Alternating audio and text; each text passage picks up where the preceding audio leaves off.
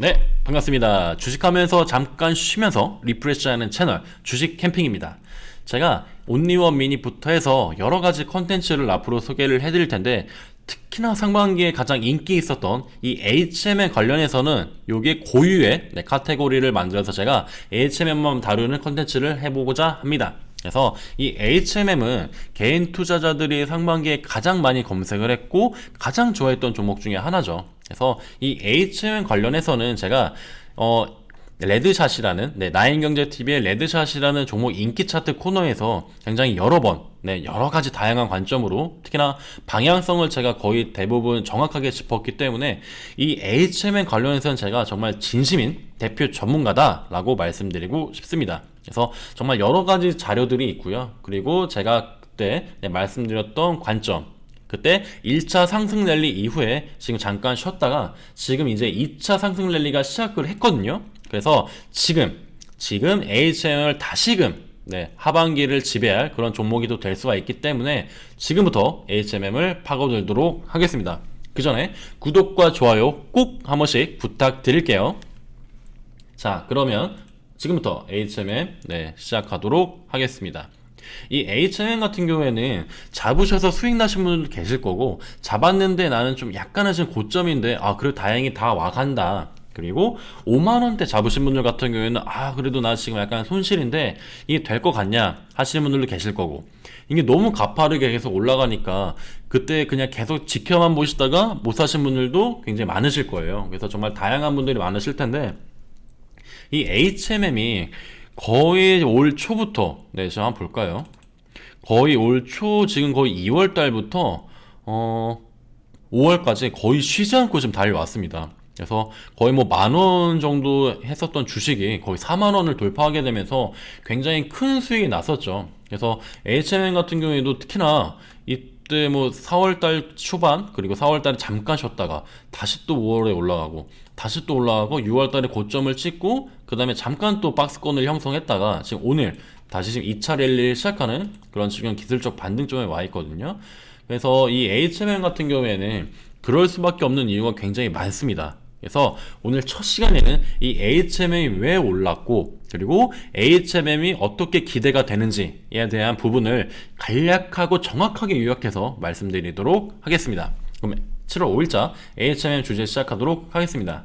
일단 HMM을 소개해드리기에 앞서서, 그러면은 HMM 뭐고 페노션은 뭐냐, 뭐 대안은 뭐냐 하신 분들 굉장히 많으실 거예요. 어떨 때 보면은 HMM은 가는데 뭐 페노션은 가지 않는다, 이게 같이 가지 않는다라는 분들이 굉장히 많으셨을 거예요. 좀 주의 깊게 보셨던 분들 같은 경우에는. 그래서 그걸 한번 정리를 해드릴게요. 이게 HMM 같은 경우에는 제가 검은 글씨로 다시 바꿔서 말씀드리겠습니다. 이 HMM 같은 경우에는 컨테이너선입니다. 컨테이너선, 그리고 페노션은 벌크선입니다. 컨테이너선은 뭐고 벌크선은 뭐냐, 이 차이를 또 말씀드릴게요.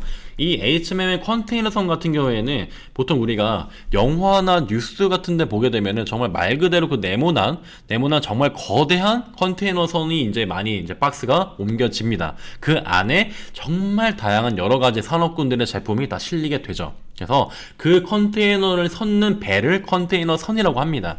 그리고 반대로 페노션 같은 경우에는 이 벌크선이라고 하는데, 이 벌크선에는 건화물들이 이제 실리게 되는데, 그 건화물이 뭐냐면은 그 원재료라고 생각해 주시면 돼요.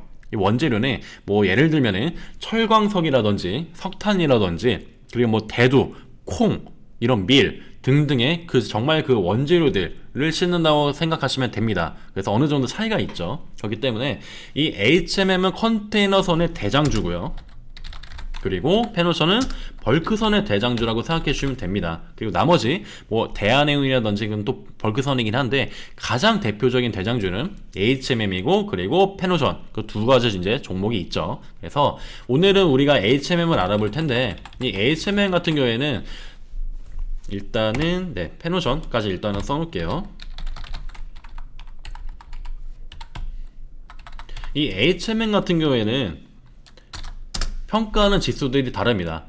벌크선과 컨테이너선을 이제 평가하는 지수가 다른데, HMM 같은 경우에는 SCFI라는 상하이 컨테이너 지수, HMM을 활용을 합니다. 글씨를 잠깐만 줄일게요. HMM 같은 경우는 SCFI라는 상하이 컨테이너 지수를 이제 사용을 하고요. 그리고 페노션 같은 경우는 벌크선 같은 경우에는 BDI 지수라는 지수를 사용을 하는데 발틱 운임 지수라고도 합니다. 그래서 차이가 있죠. 그래서 배가 이제 그 활용이 다르기 때문에 이 지수, 평가하는 지수도 다르게 됩니다. 그래서 이게 크게 HMM은 이제 컨테이너 선이고 페노션은 벌크 선이다. 그리고 HMM은 SCFI라는 지수를 평가를 하고 그리고 페노션은 BDI로 평가를 한다. 더 쉽게 말씀드릴게요. 이제부터는 HMM 중심으로 말씀드리도록 하겠습니다. 이 HMM을 이제 보기 위해서는 잠깐 기사를 검색을 해보면 되는데 이제 되게 잘 나와 있는데 보시게 되면은 이 HMM을 검색을 하게 됐을 때 HMM을 검색해도 많이 나오지만 HMM보다는 상하이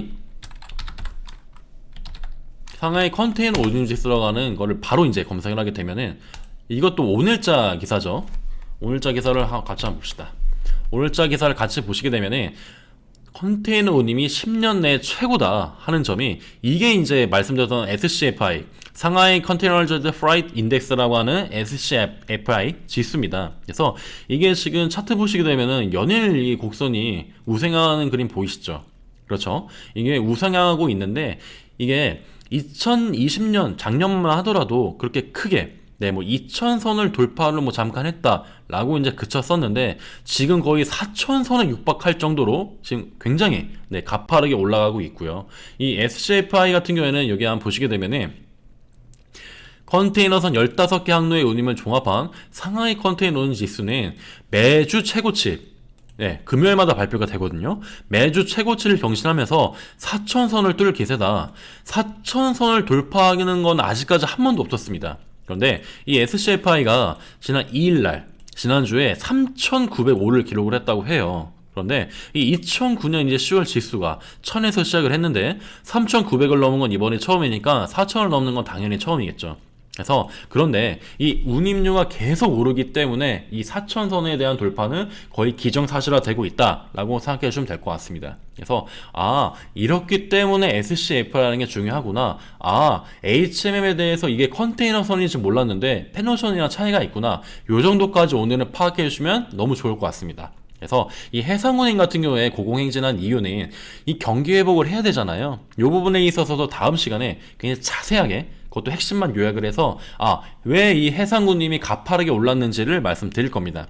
그 전에 간단하게 먼저 소개를 해드리게 되면은 우리가 수에즈운하 사태가 일어났었잖아요. 수에즈운하가 길목이 막히면서 원래 그 예정됐던 기간에 이 배가 그 물량을 이제 실어 나르지 못하고 정체되면서 그리고 거기에 막대한 거기에 기회비용이 이제 손실로 오게 되면서 운임료는 거의 몇 배로 치솟게 됐단 말이죠. 이 수에즈운하 사태가 결국에는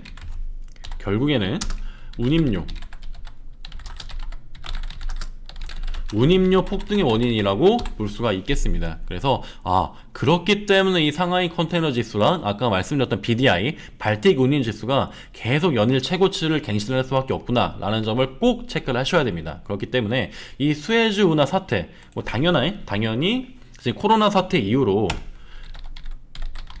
경기 회복이 글로벌적으로 지금 회복되는 것도 당연히 영향이 있습니다. 그런데 거기에 근거가 되는 발발했던 이유는 이 수에즈운하 사태로 이제 길목이 막히게 되면서 운임료가 폭등이 되고 그리고 이 운임료 폭등은 당연히 이 HMM 같은 그런 대형 컨테이너선의 가장 큰 핵심 그런 주가 부양 요인이 되었다라고 볼 수 있겠습니다. 그렇기 때문에 이 HMM을 다시 한번 마무리를 해서 요약을 해드리게 되면은 지금 여기 부근이 지금 48,000원을 돌파됐다는 점이 굉장히 중요합니다. 그렇기 때문에 여기를 한번 수평선을 그어보게 되면은 여기 이제 52주 신고까지 두 번째 선까지 해볼게요.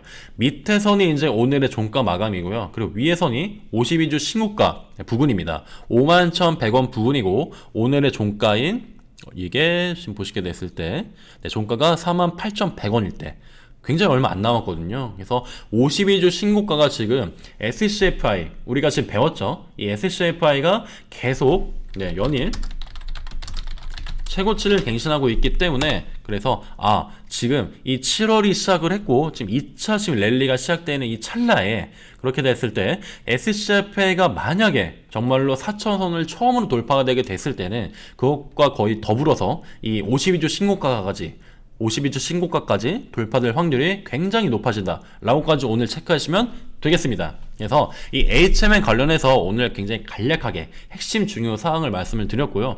앞으로도 이 HMM은 계속해서 여러 지금 소식들 그리고 다양한 관점들 그리고 발틱 운임 지수, SCFI 그리고 뭐 항공 운임 지수 등등등 경기 회복 등등등 말씀드릴 게 너무 많아요. 그래서 거기에 있어서 계속적으로 이제 말씀을 드릴 거니까 그 전에 구독과 좋아요, 앞으로의 HMM이 기대가 된다 하시는 분들은 구독과 좋아요 꼭 눌러주시길 부탁드리겠습니다. 그럼 HMM은 오늘 여기서 마무리 짓도록 하겠습니다.